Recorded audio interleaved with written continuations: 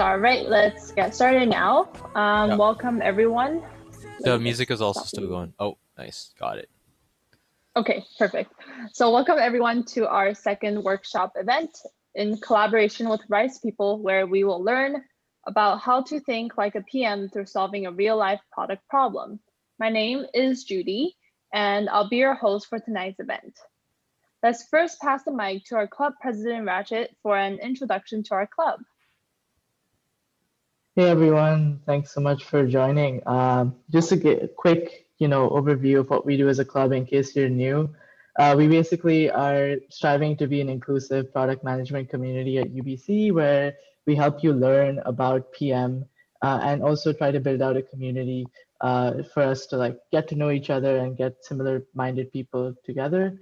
So we do this to three main ways. The first one is speaker events.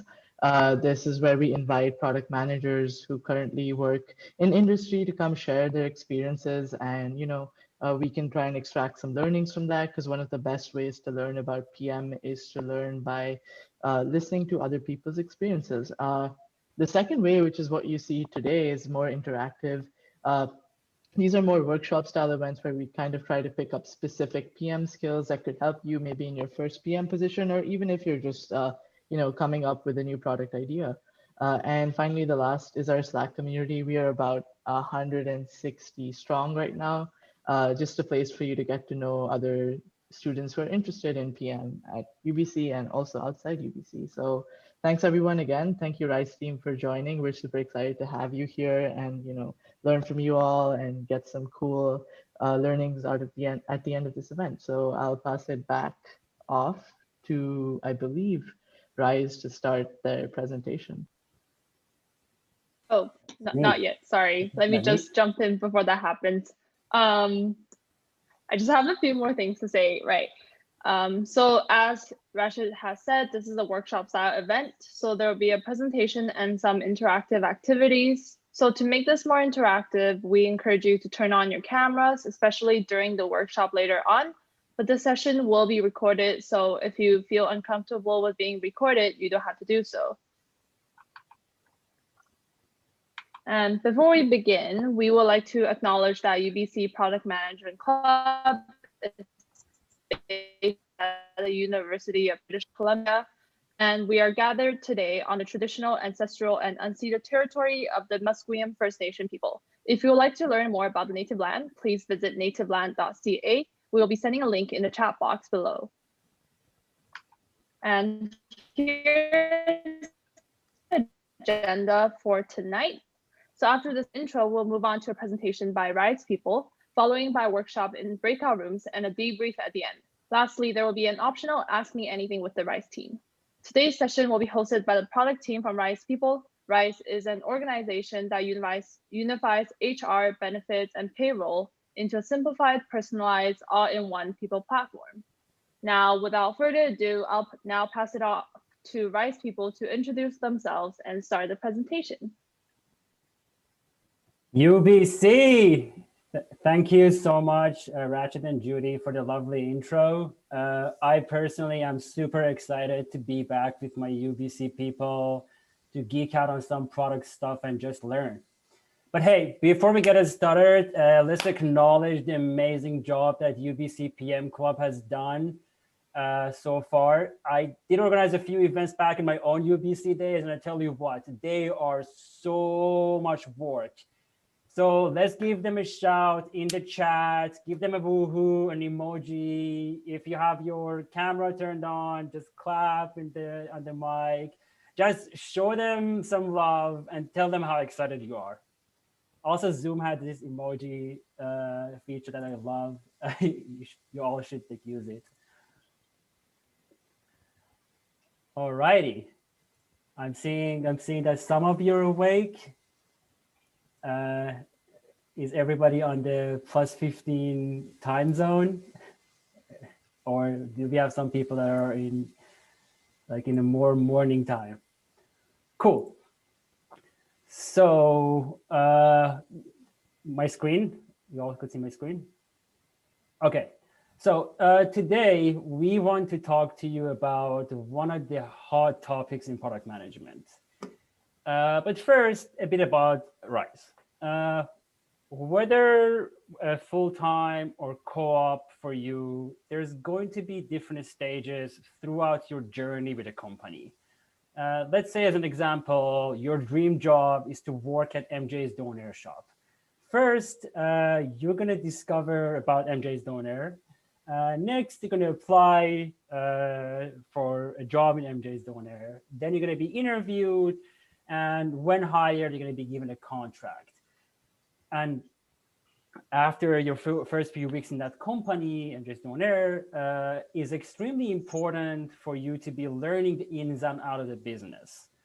After that, after you're fully onboarded and you're fully up to speed, you're gonna need learning resources to boost your performance and actually measure your performance.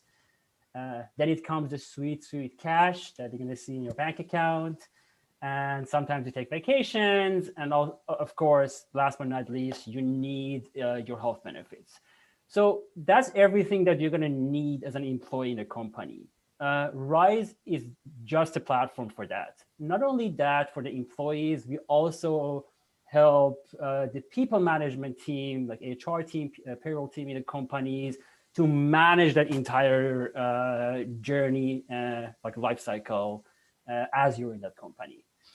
So for that, we have a time off product where you could book vacation. We have recruiting where you could apply and like get interviewed. We have performance management where you get your performance reviews and a lot more. And we have health benefits product that we get your health benefits to your phone and to your digital world. And finally, again, sweet cash payroll. We're the people that behind getting you paid. One last thing, we are at the hyper growth stage and are always hiring. We currently don't have a junior PM position or co-op, but by the time we graduate, we might have, and so definitely check us out. Visit our website, see our values, see our benefits, see our perks. I'm going to leave this here. And finally, the team that we have today. At Rise, we have 7 PMs, 5 designers, and 40 engineers. Out of that huge R&D team, 5 of us are here tonight with you to talk about product. But that's enough about us. Let's get to know you a little. You all know the drill. Open the Slido app and enter these codes. We have a few questions for you. All right, let me switch to Slido here. Let's just start with this one. What do you study?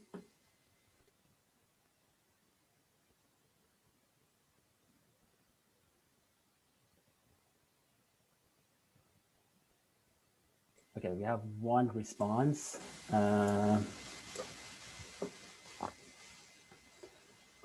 Computer science, all the CS kids. Man, CS is repping tonight. 3 CS, oh, business and CS. We got some bugs, that's business and computer science for the Rise people that you might not know. We got CPEN, that's computer engineering. We got electrical engineering. We got business, we got a lot of computer science here. We got civil. Yeah, so we got a lot of engineering, computer science, 1 double degree bio, and also business. Sauder is repping tonight. I love it. 20 responses. Can one of the UBC PMC people tell me how many responses should I be expecting? We have around 41 people, so I'm guessing anywhere from 20 to 40. 41. I love it. And you all are so quiet in the chat. All right. I think we get a good sense of that CS is winning here. It's not a competition, but CS is definitely winning if it was. Let's get to the second question. How many co-op terms or internship terms have you done?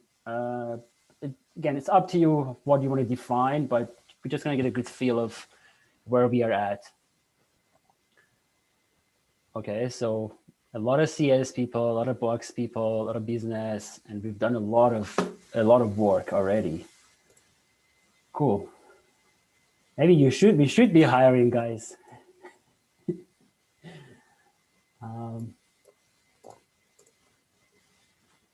I'm liking that what I'm seeing so far. 21. Let's get these numbers up. Let's just come in. The next one is going to be a word cloud. So I expect you to troll at least a few answers in there. Okay. All right, I guess we're stopping at 21. Okay, so this one I expect you to troll. Tell me as many product buzzwords as you know. Just get, you know what, people from Rise, you could get in there too. Figma. That's definitely trolling. I love it. Buzzword. What else do we have? MVP, yeah, MVP is all, like, I expected MVP to be on top. All right, I'm loving this. So we got product market fit, we got MVP, we got product. That's also pretty buzzwordy when you think about it. We got innovative, we got customer discovery, KPI, wireframe, analytics, persona, value, iteration, SME, wireframe. I'm laughing because a lot of this, we're going to talk about a lot of these tonight. So hopefully we could give you a non-buzzwordy version of them. But this is amazing. I'm loving it so far. I'm loving it. Machine learning, that's not producty, but it is there. AI, it's, in the product world, machine learning and AI, they're supposed to cure everything. Okay, so let's get to the last one. What are you hoping to? Oops, hold on. Technical difficulty. Just a second. Yeah. So, what are you hoping to get out of this session tonight? Just what is your desired outcome? I mean, you have to get your money worth, right? How much are we paying for this, Andy? It's free, absolutely. Are you kidding me? It's free. Oh, I expected at least a $50, $60. We paid the K-pop. I mean, where do you get such high quality content for free? Come exactly. on. We also played K-pop. Like, come on, what else do you expect? Okay. I'm gonna start from the top or bottom. How to break into tech, that's definitely always in there. Learn more about product buzzwords. We're gonna give you a lot of those, don't worry. More familiar with PMing, PM career tips. That's definitely something for the AMA after, stick around. Somebody wants to straight get into product management after this. I love it. That's definitely no pressure for the Rise team. Product experience, love that. Better buzzwords. Trust me, there's more than what you what you expect. Vibes, John Kim. We're gonna invite John Kim to the AMA after. I haven't had the privilege, but he's gonna be there. More about product management, PMS skills. I love the curiosity here. I love the thirst for learning. It definitely sounds like UBC people. PM experience, product features, product management, break into tech. Learn more about what I'm doing this summer. It's very broad. I love it. Prioritization, nice. And of course, UBC PMC is amazing. Okay, I'm gonna, as much as I'm loving this, I'm gonna get back to the presentation to continue with what we had. Okay, so agenda for today. In product management, there is more to prioritization than just frameworks and buzzwords. When you want to prioritize things, you first have to plan and gather inputs. And that's the planning part. That's what Rachel is going to cover tonight.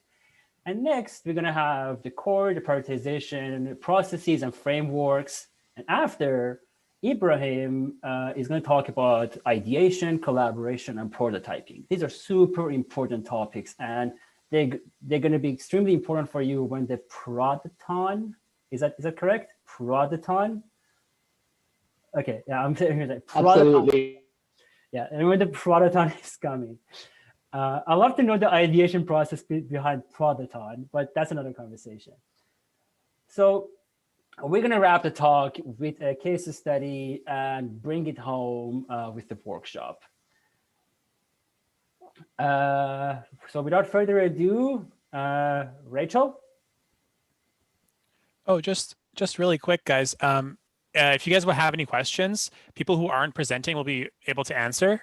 So just feel free to ask them in the side, and we'll answer them while the presenter gets to continue to present. Thanks, Ibrahim. Yeah, so keep the chat active. We like to get things done async. And Rachel, we're seeing your screen. The floor is yours. Awesome. Great, thank you, MJ. Hi, everybody. Great to be here. So like MJ said, I'm going to kick things off just with a few minutes about planning. So we're focusing on prioritization today, but really when we think about prioritizing, what we're doing is essentially deciding what the work is that we want the team to do, and we're deciding when or in what order that work's going to be done. So really it's a form of planning. So I just want to talk you through some of the stages of planning this evening. If you think about, well, as a product manager, you're constantly planning on different levels. There's different kinds of horizons that you need to take into account, and you need to be thinking about a long-term and a short-term view of your product most of the time. So at the highest level, we have the product vision. So this is long-term. It should stay relatively stable over time. And this is where you're thinking about what is the actual user problem? And actually, is it a problem that's worth solving? What do you want your product to achieve? So that's the highest level. And then beneath that, we get down to product strategy. So in terms of timeline, we're thinking more around the 18-month sort of mark here. At this point, you need to be thinking about what the overall landscape is, if there's any major milestones or things that might be changing, which might affect your product. For example, there might be external factors that you need to take into consideration, like maybe there's some new regulation coming out, or maybe there's some kind of unforeseen external event like a pandemic like COVID, which might affect your product. Under that, we then have the product roadmap. So this is thinking over the next, usually around 6 to 9 months. So here you're thinking about what are the things that your team should be planning in sort of medium level detail and really validating what are the assumptions that they need to try and prove or disprove.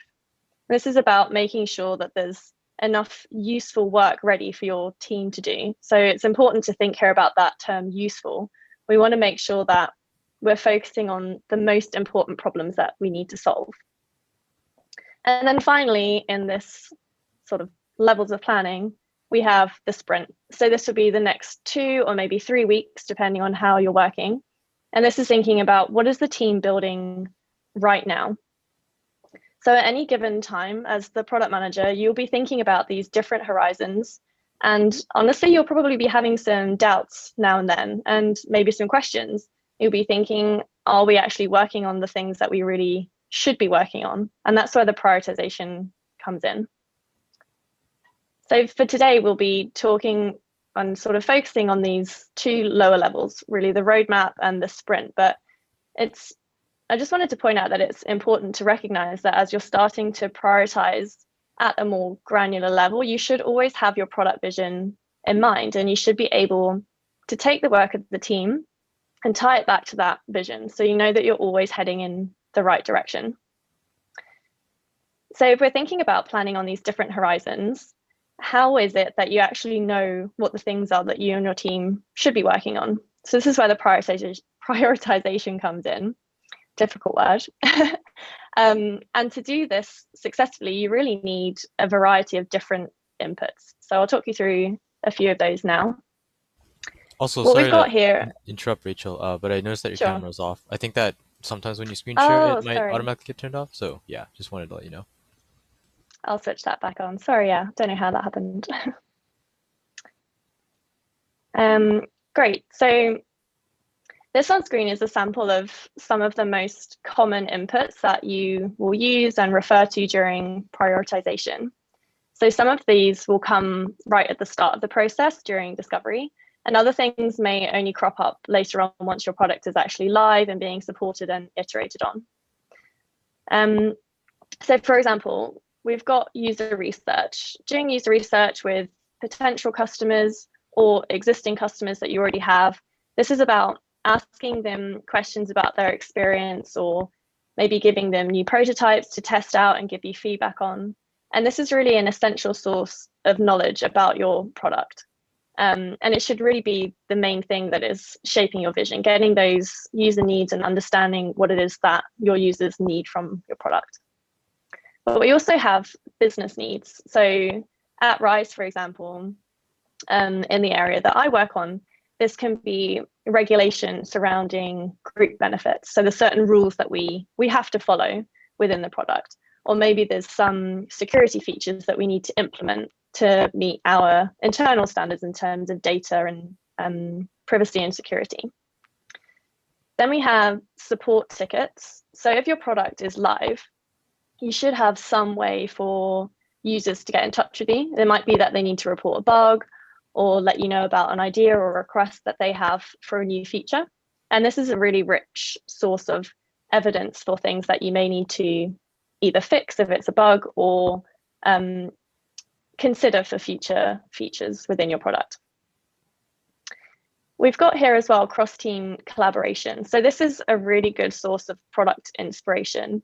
The people within your team from product design, engineering, and others, they'll be working, if they're working on this product day to day, it's likely that they're going to have different ideas for how it could be improved as well. For example, maybe you have a developer who has an idea for a new or improved user journey because they think that the technical architecture that they can see could be improved. Or maybe one of your designers has noticed there's an opportunity for streamlining some of the experiences across the product suite as a whole. So it's really important to keep those conversations going within the team and take that feedback from within the team itself and use that to fuel some of your product ideas as well.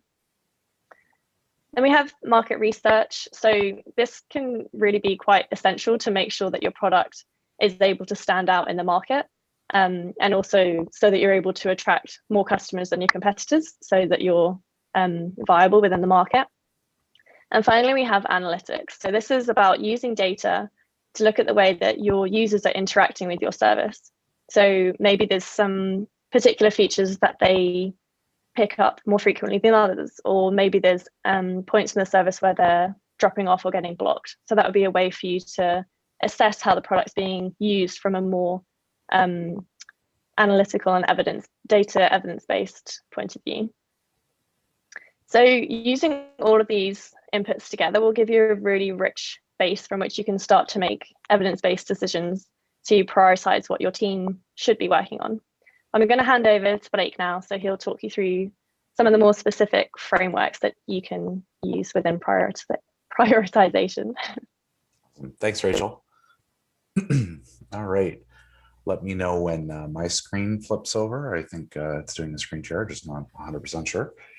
So I'm going to start by just clarifying on prioritization, that word that's hard to pronounce. I struggle with it too. It's the process of reviewing and ranking your backlog of ideas and requests in order to deliver value to your customers quickly. And building off of what Rachel was saying there, that's really important. A lot of the time people will think about roadmaps as just constantly delivering on features and the like, but really the core that we're going to be presenting today is about the value that you're presenting to customers. So always keep that in mind. We're going to skim through this really quickly. There's a lot of content, so take down notes. And if there's anything you want clarity on, feel free to leave me messages in the chat after. But at a high level, I'll talk about something we're employing at Rise as well in terms of those roadmaps that Rachel was talking about. And that's outside of a feature, we're trying to get into the level of looking at high-level customer needs. We refer to that as a theme. It's not necessarily a feature, but it can be a group of features. So themes are something that really express a bigger level of customer need that you're seeing across your product, something like key usability issues, the experience might be off. And underneath that, there's various levels of sub-themes or features that you need to unpack. So this is something at the start of the prioritization funnel that we think about when we gather those customer needs up. The other thing I want everybody to remember from this presentation is key questions that you always want to keep in mind and answer for yourself. The first one is what you're doing desirable to your end users, to your customers? Are you delivering on the necessary value to customers? Back on the product buzzwords that we were talking about earlier. The second is feasibility. Is the thing that you want to bring to market in terms of your product or your feature feasible? And usually feasible is referring to more like the engineering or the cost in that regard. Like, is it something that you can build? Is it small, or are you trying to plan for something that's grossly out of scope and may take you a long period of time? So that whole minimum viable product side of things, that really gets into the feasibility of scoping and whether it's technically feasible at all. Thirdly, are you working on the highest value item? This is usually the core of what people are talking about when they talk about prioritization. But really, you're talking about it from the level of the business that you work for, the organization you work for. Is this actually going to deliver the highest value to your customers? Is it something that they are going to use and desire? Are you putting the best amount of effort towards what you're putting forward? And lastly, the strategy side. Never forget that. How is what you're doing for your customers tying into your broader business objectives? As Rachel was calling out, you always want to think bigger. You may start thinking small, but you really want to make those connections to what does this feature mean later on? What is it going to mean 9 months from now? What is it going to mean 4 years from now? You always want to think about how it's going to build and scale. So today I'm going to rush through this really quick. Just a high level note on the buzzword topic. There is a ton of prioritization frameworks. These are just a few of them. These are the ones that are the most common, I would say, but I've seen dozens of different approaches, and each of these has their own interpretations. For the sake of this conversation today, I'm going to be focusing on 4 of them. 2 of them we tend to use more exclusively at Rise. We're really trying to push towards the RICE framework as our main approach overall. But we've used the value versus complexity quadrant. We've used the Kano model and the Moscow method, and we've likely used all sorts here. So this isn't to be prescriptive. Keep an open mind and remember that each of these is used for a given purpose, which I'll get into. I'm going to start with value versus complexity, and I'll leave a little note under each of these frameworks. This one is typically the easiest to grasp. It's the one that you're going to see most often. And it's usually good when you're working on a new product from scratch, you're building out an MVP, or you don't really have a lot of development resources. So you're working alone, you might be working with a small team, and you just really want to like suss out what you're doing. Value is the benefit that you and your business get out of the feature. So you're going to ask yourself questions like, is the feature going to alleviate any customer pains? Is it going to improve their day-to-day workflow? Is it going to help them achieve their desired outcome? You may also want to ask yourself, is the feature going to have a positive impact on the bottom line of your business? Is it going to make you money? Are people going to use it? Are people going to sign up and subscribe? Value is really a mix of solving problems as well as making sure people are going to use your product. Complexity, on the other side, is more about what it takes for your organization to deliver on that. So it's about affordability, but it's also about time cost. Often you're racing to get that feature to market. And if you're working on something that hasn't been scoped and is going to take way more effort than you were setting in on, it's going to hurt any stakeholders or investors you have. Your customers are going to be waiting and may go somewhere else, and your competitors might catch up. So you always have to balance the two together. It's really easy to sample. Basically, you're going to make a t-shirt size on every feature that you're looking at. You're going to kind of say to yourself, okay, in terms of value, I see this as a huge amount of value based on the research that we've done. It's an extra large or a large. And on the effort side, you might go, I can do that in a day. It might take me a week. It might take you a year or more. So you also want to use t-shirt sizing, potentially numbers to kind of equate that. Once you have all those filled in terms of numbers, you're going to plot it on an X and a Y axis. So in the case of this example, you're going to use the formula of value over complexity is going to equal the priority you choose. So on the X axis here, we're talking about effort. On the Y axis, you're talking about value. Once you have all of that plotted out, you're really going to look at each of those quadrants and say to yourself, okay, anything that's in the upper left, it's really low effort, really high value. That's a quick win. That's something that you just want to do as much as possible, because you're going to get a lot of value out of it. On the top right side, you really want to make time for it. It's high effort, but it's also high value. And those are the things that are typically going to be your major projects, your big bets, potential features that are really going to excite the market. So you never want to ignore those just for quick wins, but you want to make sure those are prioritized.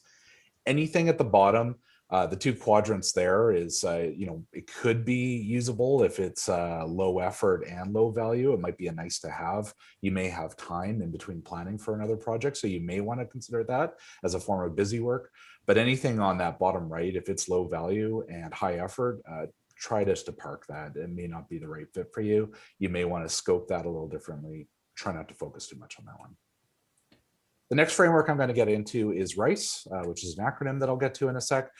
This is the one that, it's a little more complex, but you choose it when you need an objective scoring system. So it really helps you contrast your internal bias, especially when you're working collaboratively with a team. You may feel really passionately about something, and I'll get into it later, but often you'll run into these scrambles where the loudest voice in the room is usually dominating the prioritization conversation. This is a really good one for collaboration because it gives everybody equal footing based in data. So use that when working in bigger, more complex situations.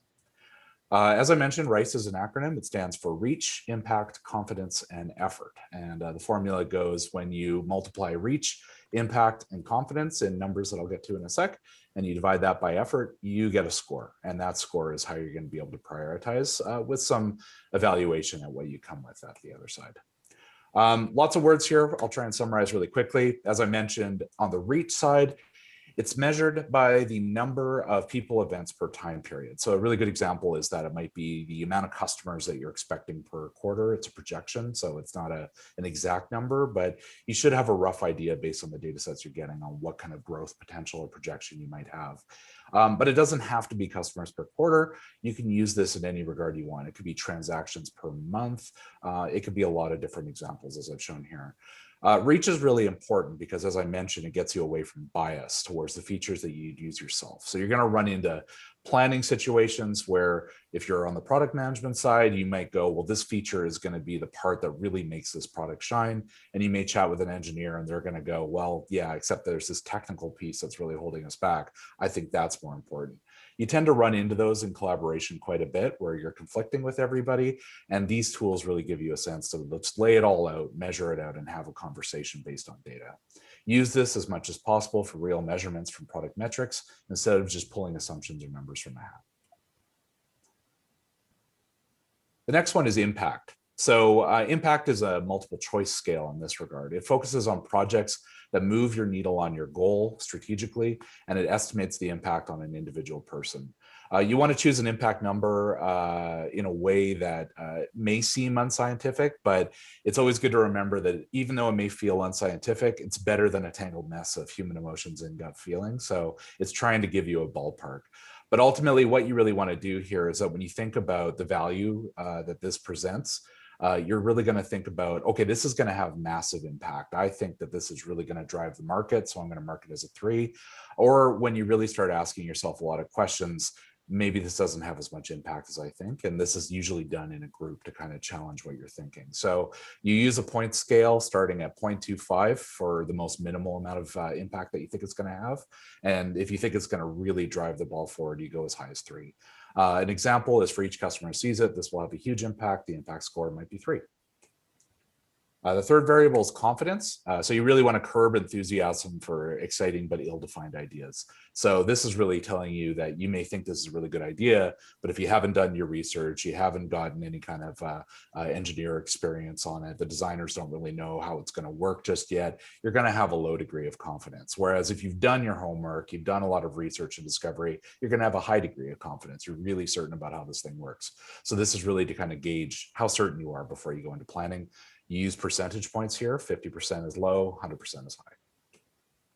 Lastly, effort, very similar to complexity, as I mentioned before. But in this case, you're going to estimate it as a number of person months. So everybody that may be on your team, at Rise, we've got a mix of product managers, engineers, and designers. So every single one of those persons is going to have their work calculated in a month. So if I'm dedicated full time on a project, as one product manager, it might be 1 person month for me to be brought into Accord. But if I need 1 engineer and 1 designer with me, the effort for that full month is going to be 3 person months with all 3 of us involved. So you use that to calculate what the effort is going to be.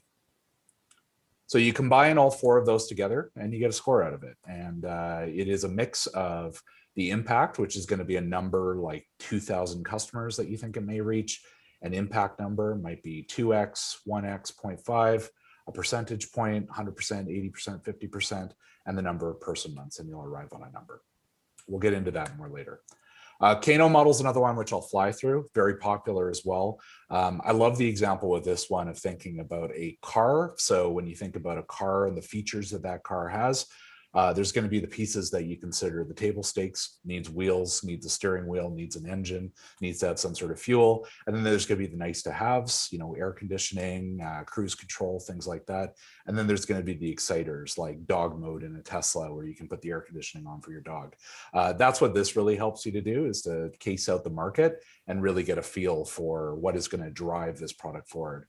The key about this one is perception. So there's a great quote from a book that we at Rise all read recently, Product Roadmaps Relaunched by Todd Lombardo. And he uses this quote, perception is the key word here. If the customer lives in an arid climate, rain sensing wipers may seem unimportant to them and there will be no delight. The Kano model or any other model incorporating customer value requires you to know your customer well. So as I mentioned at the beginning, customer value and the impact you're going to have on them is key to these prioritization frameworks. Really quickly, this model comes back from a Japanese professor back in 1984. As I said, car manufacturers tend to use this one quite strongly, but it's useful in the software development world as well. And the driver behind it is to survey, gather data, feedback from your customers and use that for prioritization. So there's a few steps here. One, you want to survey your customers. You're going to survey them about what they like out of your feature or your product. So you're going to use an example of you're testing a certain feature. If you had this feature, how do you feel about it? I like it. I don't like it. I'm neutral. If you didn't have the feature, how do you feel about it? And that's an important counterpoint because it'll tell you whether it's table stakes, whether it's a nice to have, or whether they don't even know what it really is and they could live without it. After you gather a bunch of survey feedback, you're going to evaluate it. So you're going to put a table based on that sentiment of whether they liked it or disliked it. And you're going to compare the functionality versus whether the feature was absent. And that'll give you a sense of whether this is really important, and it'll give you the data you need to graph it. Lastly, you're going to graph it on this sort of an axis. This one's a little more complicated. But what you're going to see is anything that falls on the achievement axis and the satisfaction axis. In the bottom right there is the sweet spot of like, you got to have this. This is like a table stake, as I mentioned, something that you just have to input because everybody's expecting it. You're not going to use Facebook without some sort of like feature these days. It's just sort of expected as part of that. So everybody's going to be talking about it if you start to talk to them about Facebook as a social media feature. Anything that kind of falls in that middle line, like that blue line on the screen, that's more of a want. You know, some people could live without it, some people need it, but you're going to find a weird mix in the middle.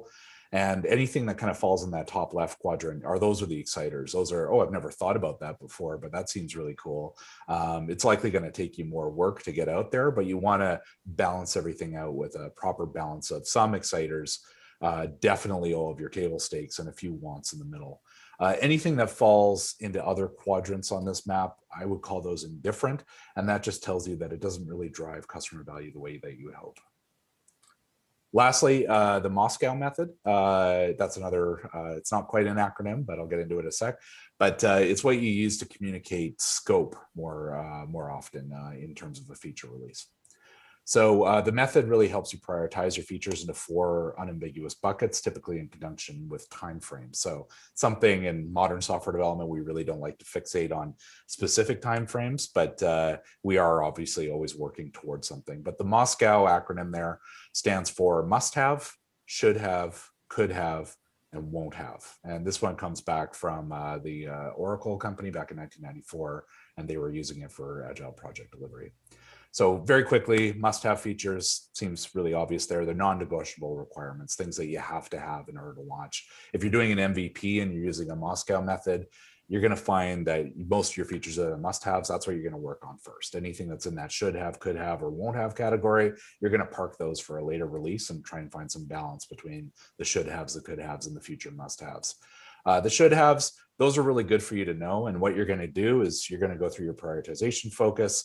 You're going to find that these are your assumptions of what are the must-haves. And afterwards, you may survey your customers and you're going to find out that some of your should-haves were must-haves and some of your must-haves weren't really as important as you thought. And some of those could-haves that you weren't thinking about actually should be a must-have or should-have too. So it's really, you're doing your best to project where it could be, you're grouping it into these buckets, and then you're testing repeatedly to see if that still proves to be true.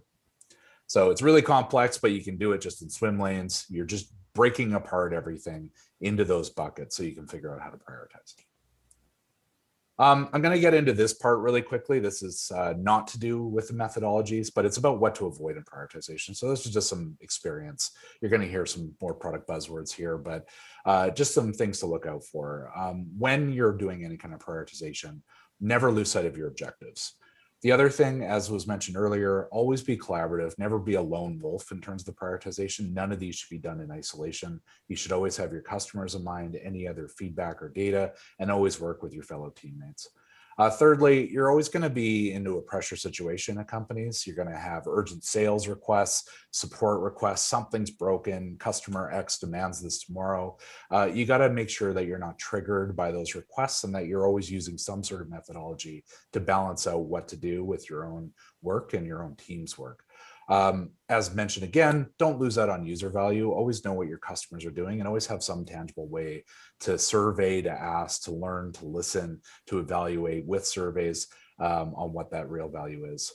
Also, in a lot of companies, especially in early startup stages or even in really big companies, there's a lot of loud voices out there. There's an acronym out there called a HIPPO, or the highest paid person's opinion, usually a CEO or a president telling you we need that feature tomorrow. It's not to say no, but it's to say that you need to balance out why you're making the decisions you were. And often these frameworks will protect you because you'll say, I've done my research. This is why I believe this to be true. I'd like you to read this and I'm open to having a conversation about it. Always learn to manage your stakeholders. Lastly, chasing competitors or no market reach. It's always really exciting to do the Apple effect where Apple releases some new feature for iOS and everyone's like, well, that's a must-have now. Everyone's doing it. You can see in the Android Apple debates, that's not always the case. Android's constantly releasing features, testing and closing things. Apple's always chasing for the delighters that are going to get everybody. Don't chase your competitors. Find your own way, find your own culture, figure out what that's going to be. And in some cases, you may take on a competitive feature. In other times, you may find another delighter that's unique your own. And always do your market research on what's out there. And then isolated ROI, return on investment. Always make sure that what you're producing not only has value, but that there is a willingness to pay if you have a subscription model. And lastly, remember every choice you make in building something new can accrue technical debt. So always pay attention to scale and the architecture behind the scenes. I'm going to skip past this one. We can do it in Q&A just for time's sake. But this scenario was just sort of a what happens when, and you'll see this pop up if you get into a product management career. But what do you do if your leadership team asks you to add a feature? What do you do if your sales or support team asks you for a feature? And what do you do if a competitor launches an exciting new feature? My advice to anyone on that regard is just hold your ground. You know, these frameworks are there to empower you, to enable you, for you to collaborate and for you to connect with your customers at the end of the day. So be considerate and listen to stakeholders, always monitor your market, but prioritize real customer value over individual human bias. These are designed to protect you. Not going to get into this, but we're sharing parts of it with you today. These frameworks can be really messy and there's a lot to learn there. These things do get more complicated inside the job in terms of how everything connects. Continue to learn, continue to be curious. It's quite complex when you think about it in terms of a business strategy, but what you're doing is architecting what people want. So these things really help you, and every layer is really advantageous. That's it for me. Thank you, Blake. Let me know if you guys see my screen. Thumbs up, sweet. All right, so we're gonna start with ideation. Ideation is going to be something that I work on a lot, and it is something I work on a lot. You might have seen earlier, my job title is a little bit different than everyone else's. I'm a product designer, so I work more on the design end of things. I will always work with a PM, and I'll always work with engineers. And I think a really important point to make in all this is to always remember to collaborate while you're ideating. So I'm going to start with a short story. So many times when you build a very large feature in a company, you'll notice that there's a lot of smaller features you need to build in order to connect the rest of your product to that large feature. And oftentimes you can lose sight of things. So an example of something that happened to us is that we had to build a large feature, and then we had to build smaller features in order to connect that large feature to the rest of our product.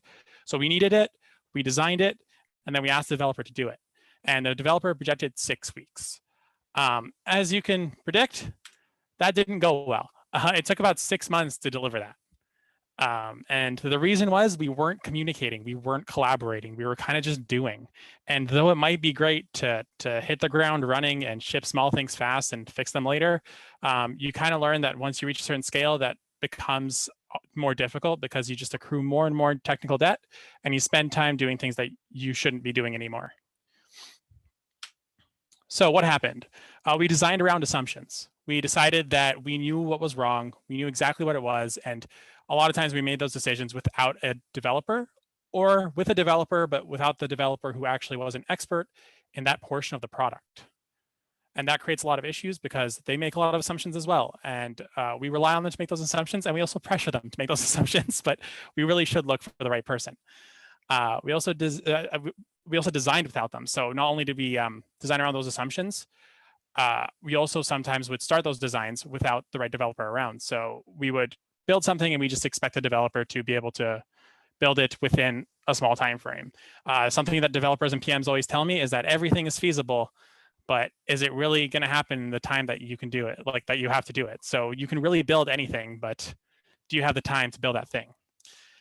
And we overpromised and we under-resourced. So because we were building something for a larger thing, that larger thing had a timeline, and we basically just said that we would get it done by the time that thing was done. We were lucky enough that that thing did not get done when it was supposed to get done. So we did get more time to finish the smaller feature, but it still was not a good practice for us to be able to promise and try to deliver something that we weren't ready to deliver. So what didn't work for us was designing first and asking questions next. Making promises without understanding the entire scope, and shipping without minimum standards, and mainly just doing it to meet deadlines. What we're trying now is we're designing and researching alongside product managers, designers, and engineers.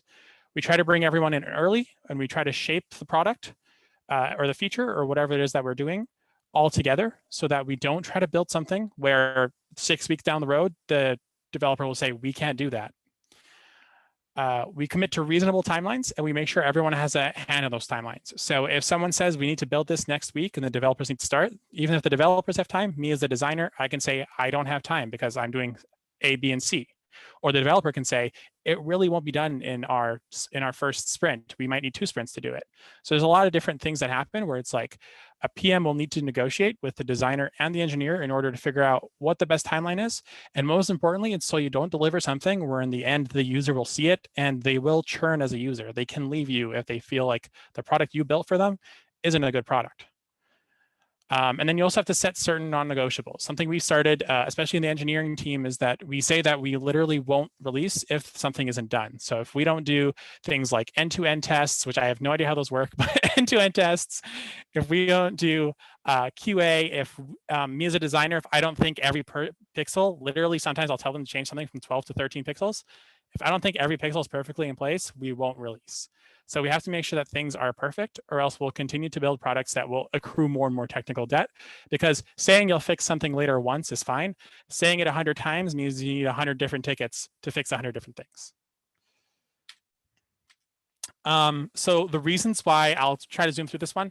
The reasons why we need those different perspectives is because developers need to do technical research. Sometimes you guys might be familiar with APIs or libraries, and those are things that you don't just know by chance. You kind of have to look into them. You have to find them. You have to talk to the developer support and other teams. Technical feasibility. Like I said, everything is makeable, but is it really something we have time for? And code to ship timeline. So even though we might think something could take 2 days, it might take 2 months. So it's just one of those things where we won't understand it as well, maybe because we have distributed databases, maybe because there's some other thing they're working on that's more important. So there's a lot of different reasons why their perspectives are important. As a PM, resourcing will be very important because a PM only has so many people they can actually resource to whatever tickets that they need to complete. A PM also has a commitment to a lot more stakeholders than developers or designers do. PMs have to talk to marketing, sales, president, CEO, COO. I don't know, maybe they're like the developer and the designers are also stakeholders. The designer's manager is a stakeholder. The developer's manager is a stakeholder. There's a lot of stakeholders. And so it's the person who kind of has the most pressure on them in terms of from people to really create a timeline that makes sense for everyone. And the roadmap, making sure that your commitments are able to either align with your future commitments, so you're building something that will lead to your North Star, or that what you're building won't push something aside that is inevitably more important. So even though this feature is important, maybe something else is more important, and that will take priority. And as designers, we are responsible for user and competitive research.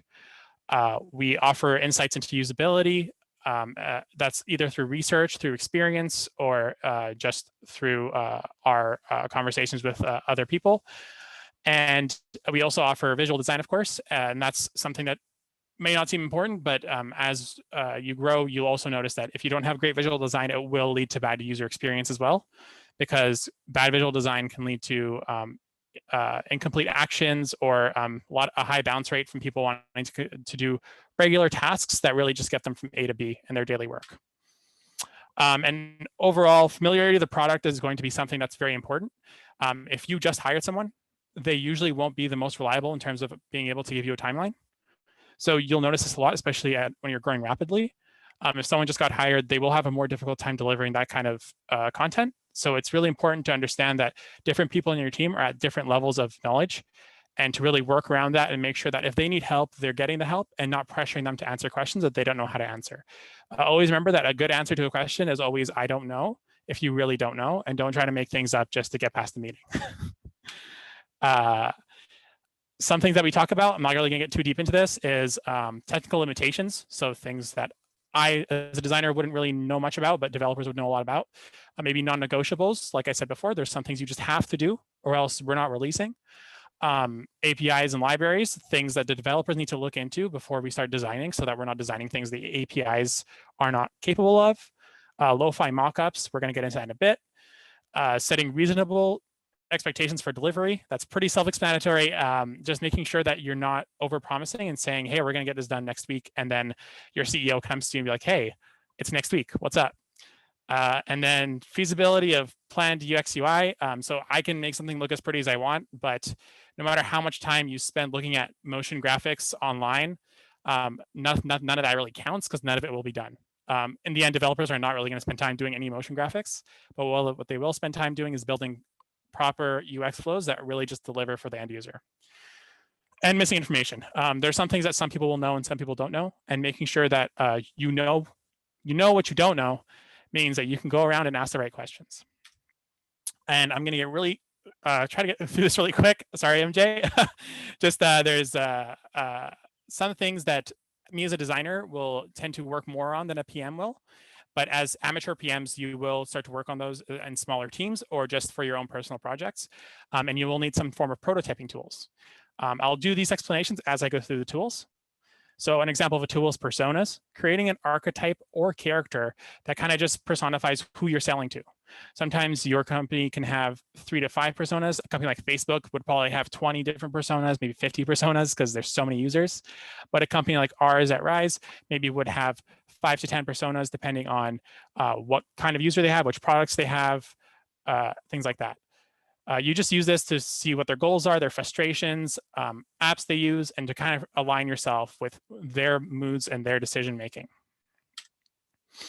Storyboarding is valuable for people who don't want to build a tech app. It can be used for tech apps too, but storyboarding can also be used for physical things, so like a physical product.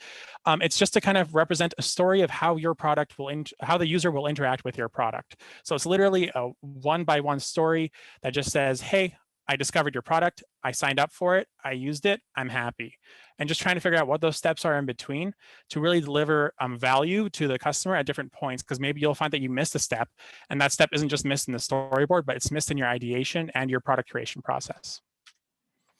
Fat marker sketching is something I haven't actually done a lot of, but it's something we want to move into doing a lot more of. And it's just literally drawing random things that aren't, not random, but targeted things, but with no precise or specific content. So just doing a lot of like random sketching. I keep saying random, doing a lot of sketching and making sure that sketching is kind of guiding you in the right direction, but you're not really committing to anything. And the reason you want to do that is because you'll have a lot of ideas. And if you commit to your ideas too much, you'll never look at new ideas. So you want to make sure that you're trying a lot of different ideas out and you're not committing to any one thing too early. Paper prototyping is just drawing a lot of different screens on paper and using them as kind of guides to different screens. So one example, these are examples I did. And an example is there's a phone app. I cannot remember the name of it off the top of my head, but you can probably Google for it. And essentially what it does is you can actually just take pictures of your screens on paper, take pictures of and then after you take pictures of the screens, you just lead it from one screen to the next, and it'll behave kind of like a PowerPoint. But it'll be a PowerPoint where specific parts of the screens are clickable, so you can create a prototype within like 20 minutes. And it's a great way to test out an idea without committing to code or even design. It's just doing something really quick so you can validate an idea and move on with it if you think it's the right way to go. And lastly, low fidelity wireframes. It's a great place to start when you're actually ready to wireframe. Again, low detail, just some content, some features, but not really getting too deep into like, what is this exactly? You just kind of want to present the idea, show it to the user, and hope that this gets that general idea across. You can use it for user testing, and you can use it to further develop into hi-fi wireframes. Lastly, we're not going to get into this at all, but we're just going to say what we use at Rise. In terms of like methodologies for delivering these things, we use ShapeUp, Kanban, and sprints. I definitely recommend looking into ShapeUp. I know ShapeUp, at least from my point of view, is not the most well-known one, but it's a great one to look at because it does create a pretty solid foundation in terms of how to really do it in a more practical way, rather than using something that feels a little bit more theoretical. I'm going to pass it on to MJ to start the case study.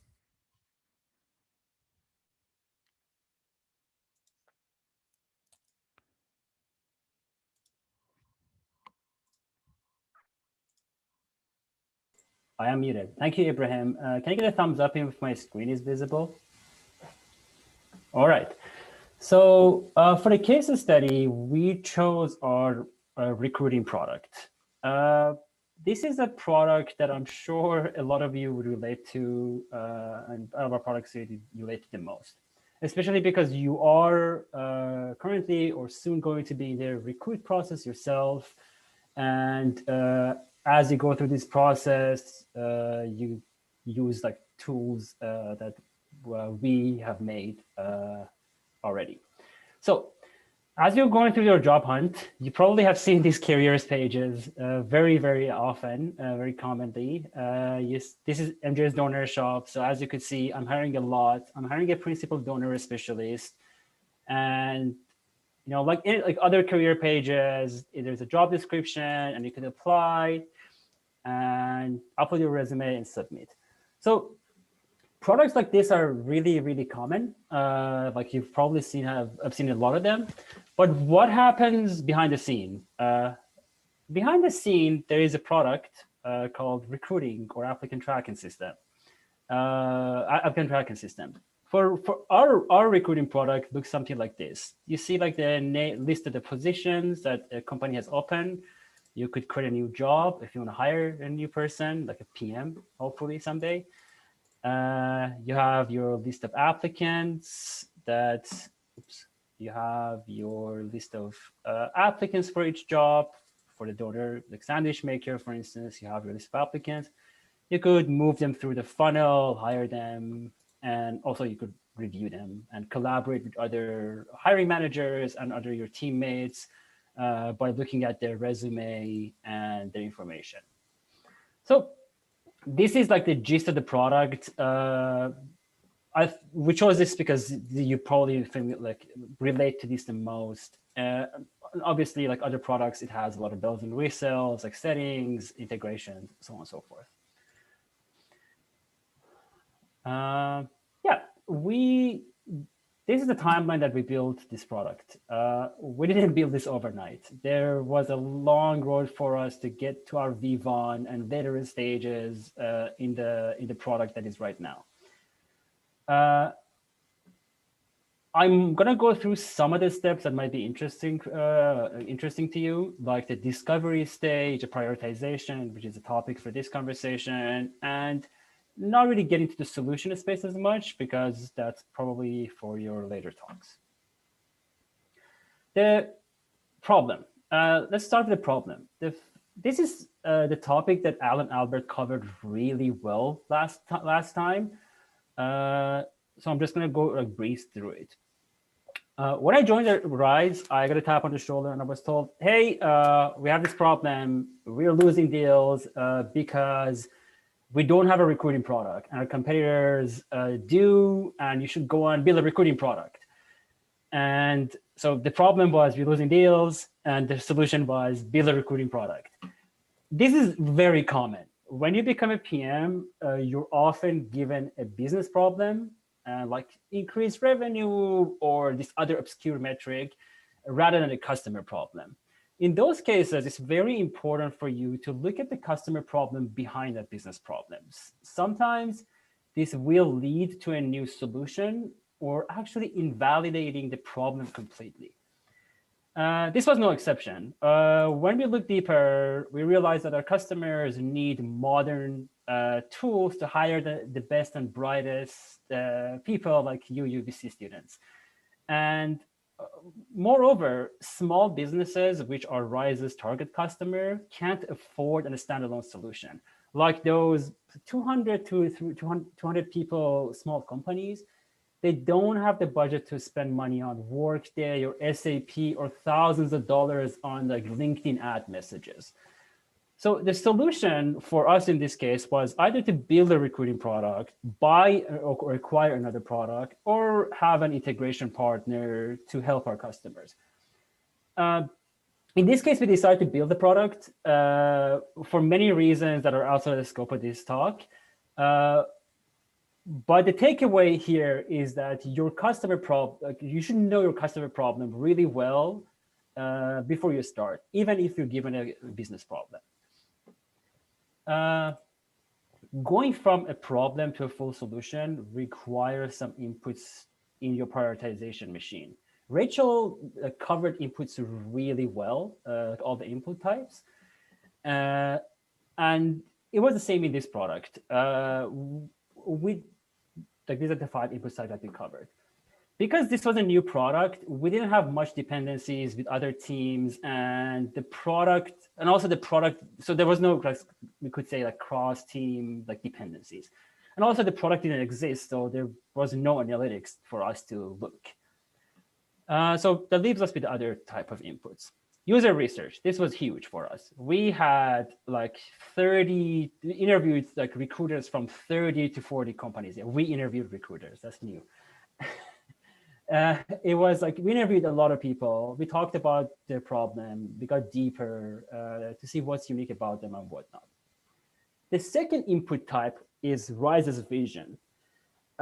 We wanted, and still want, to give people an all-in-one connected experience rather than a disjointed, separate product feel. So that was huge for us. Whatever we wanted to come up with, it had to have like a good connection with the rest of Rise. And market research.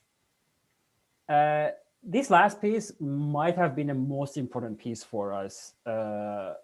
We looked at many recruiting products that are out there, and in our competing market and in other markets, which are, by the way, there are like 400 or 400 to 500 recruiting products just in North America. You definitely have felt this yourself before. When you apply for like different jobs, every career page and application process looks completely different. This is because the system behind those applications and those careers pages are different systems. There's like 400 of them. And that's why your experience and everything about them, the theme, everything is so different. So the big question here was that in a saturated and such an established market like this, what has the market defined in terms of must-have features that for the recruiters? And we spent a good amount of time answering this question. We came up with this list and we themed them into different themes, which Blake covered them really well. Like, what are the themes? How you could like basically put them into different buckets, the features into different buckets. So that was the first question. What does a market offer? Next question was that, do Rise customers actually need all of these? To answer this question, we dug deeper into our market and came up with this mental model. This mental model basically shows that the customers that need a very deep solution are also the customers that are willing to spend a lot of money on like recruiting. The people that message you on LinkedIn and know you, they're probably Amazon and Microsoft. The people that are at the bottom and don't spend a lot of money and don't annoy you as much, they don't need all those fancy features. So the placement of a customer in this chart, we also dug deeper to see what are the factors that they come into play. We found two factors: customer size, like are you MJ's Donor Shop, 20 people, or a Pizza Garden, 30 people, or are you Microsoft? And also the second factor was the type of expertise in the company. Are you blue collar, old school, like a restaurant or like a cafe, or are you like a high-tech company? Are you like a knowledge worker company? So these two spectrums really determine where you are in the market. And with these, we segmented the market into like three sections. The big ones, the high end, these are big corporations. They have their own recruiting solution built in-house. The mid-size, these are like more techie companies. You're probably going to apply to a few of these after graduation. And the smaller ones, these are the traditionally blue-collar industries, the ones that are currently using pen and paper. And the final question, where are Rise customers in these? We looked deeper and we realized that our customers are pretty heavy in the first segment.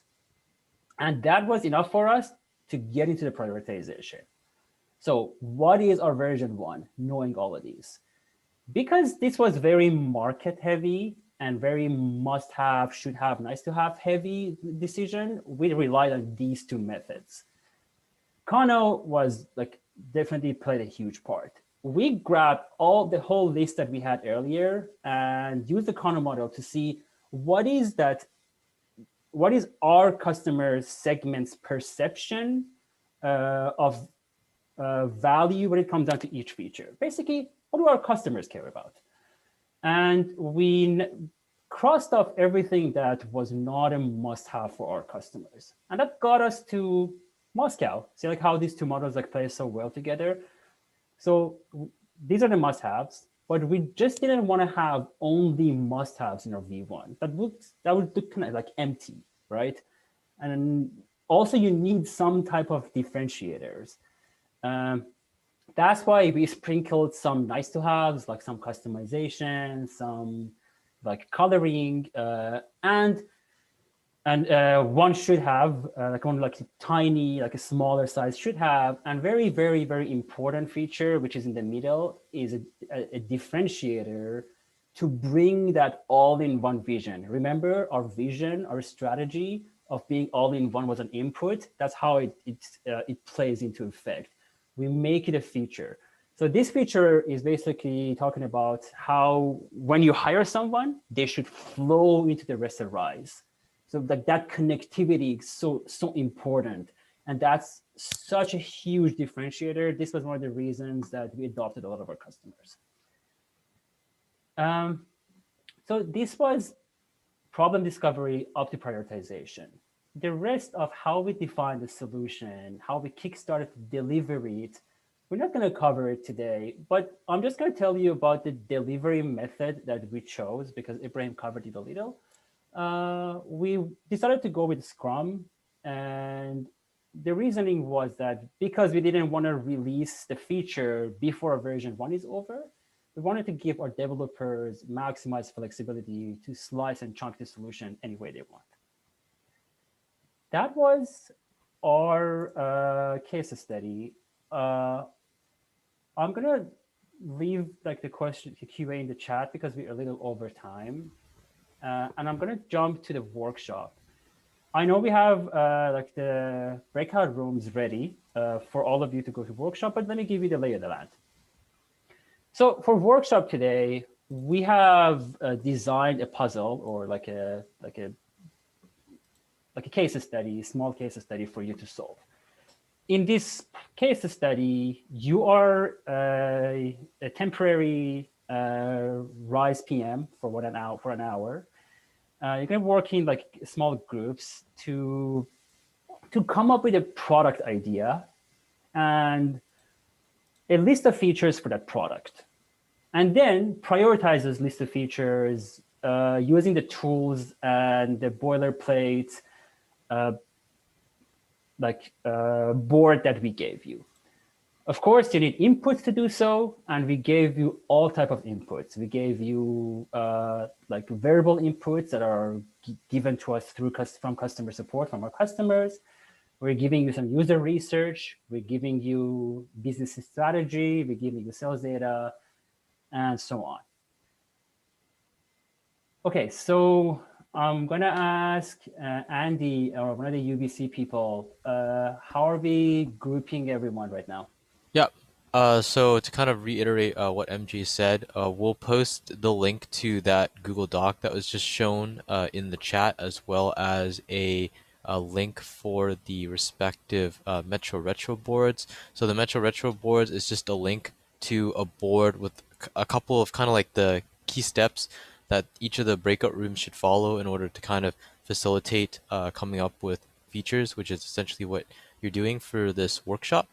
And you'll have around 40 minutes total to kind of read the Google Doc as well as figure out and work together to come up with a couple of features / prioritize a couple of things. Use the Metro Retro board as a guide. We'll send the link. I think Trisha just sent it. So the workshop boards, the group numbers will correspond to your breakout room. So Ratchet will launch that in a sec, and just use the board. You'll have to sign into it and just use the board as a guide. And when at the very end, we have like a period where you'll be able to pitch to either one of us, so a UBC PMC exec, or one of the people at Rise, and that will kind of be how you present what the features and work that you've done during these next few minutes. So we'll send out a notification on the breakout room when there's a couple minutes left until that happens. But other than that, I think that's it, and I think we're ready to start the workshop. Yeah, sounds good. Ratchet, feel free to take it away or add anything if I missed anything. Sure, I'm just making sure we have a well-balanced set of rooms, and then we should be good to go. So Rise people, you should be assigned to one breakout room each. We have 7 rooms, and just 5 of you. So I will have to ask one of you to, either just hop around after a while, so I'm just gonna open them now.